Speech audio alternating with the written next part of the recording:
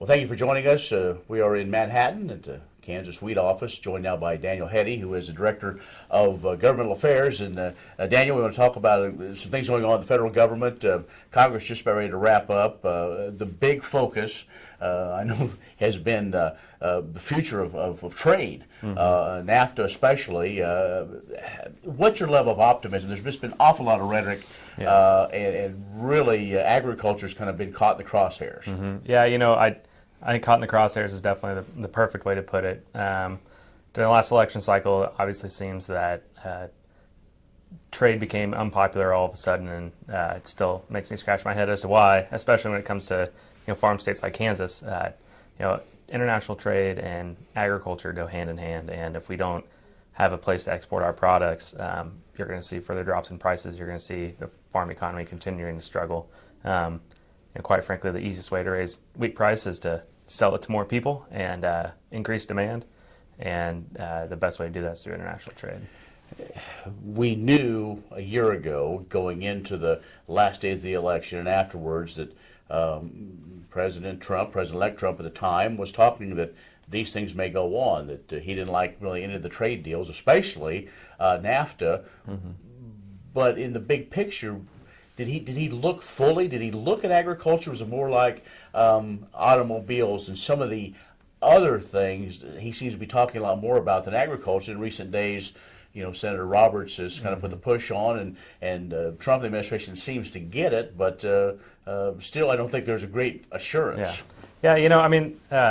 NAFTA could be improved, especially for the manufacturing sector. There's some good, some legitimate concerns that go on there. Also, it's a 20-year-old agreement, or 20-plus-year-old agreement, and so it's something that it should be updated. That we're not against that. What we are against is changing the ag provisions.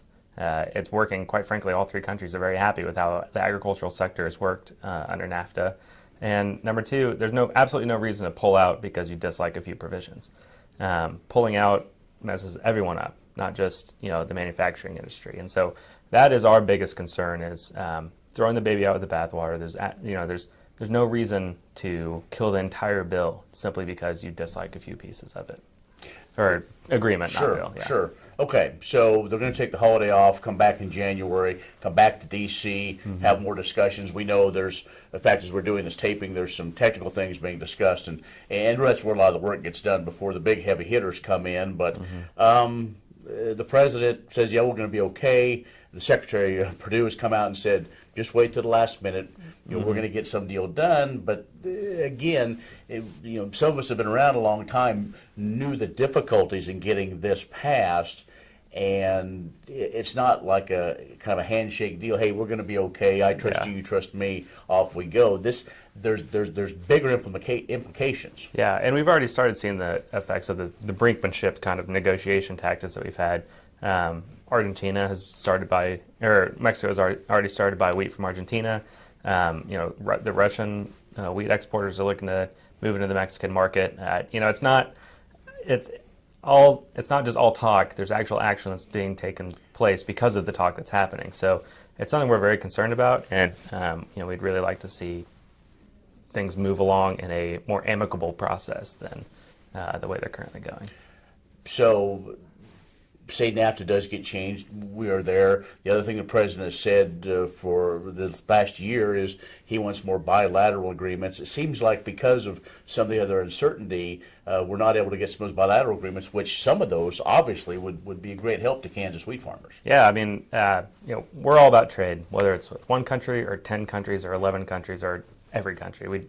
We want free trade, and so if the president wants to pursue bilateral agreements, we would encourage him to pursue bilateral agreements from wheat purchasers. So if the Congress and the president want to start doing bilaterals, that's great. We would encourage them to use agriculture as and working for Kansas wheat. Obviously use wheat. Who do we export wheat to? Those should be the countries that we're prioritizing when it comes to who to do these trade deals with. One missing link is a guy with Kansas ties, Greg Dowd from Jewell County, waiting to move forward if Senator Cruz takes that hold off. He's somebody critically needed in this whole trade mess, in the sense that we're in. Yeah, it's great vision by the administration to nominate Greg Dowd. But what we really need is we need nominees, where we need people to be confirmed. The United States Senate is sitting on a bunch of agricultural confirmations that we really need in process. The Secretary of Purdue is really running on a skeleton crew, and if we don't get those nominees confirmed, it's going to be even more difficult to do what's right for agriculture. As we turn the page, Farm Bill will be what 2018 is going to be all about. I hear a couple different things. One, they say, yep, we may get something done early. Some are saying, don't hold your breath. We may have to have an extension. What are you hearing?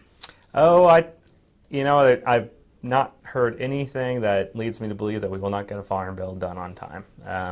I think Chairman Roberts is committed to getting a Farm Bill on time. I think Chairman Conaway is committed to getting a Farm Bill done on time. And I think the President administration is committed to getting a Farm Bill on time. We need a new Farm Bill. We need more certainty, especially at a time when I don't need to tell you this, commodity prices are low and we need help out here in farm country. So, I think our friends in D.C. understand that, and I think it's important that they get their work done, and I believe that they will. Does crop insurance survive? Oh, absolutely. I don't see there being a scenario in which crop insurance does not survive. ARC PLC Chairman Conaway has said there's going to be some changes bringing cotton in, but are we going to be okay with our High Plains crops? That's still to be determined. I know that they're working on language right now. I've not seen any. I don't know anyone that's seen any. Yeah. So, it'll be interesting to see what the language comes out with. But Kansas farmers should, obviously be in contact with with us, with the other commissions, with their members of Congress as well. So I think that's a very, very important thing. They need to be hearing from Kansas farmers right now. All right, Daniel. Well, thanks a lot, and happy holidays, Merry Christmas, and we'll see you down the road. Absolutely. Thank you. Daniel Heady with Kansas Wheat has joined us. I'm Ken Rogers.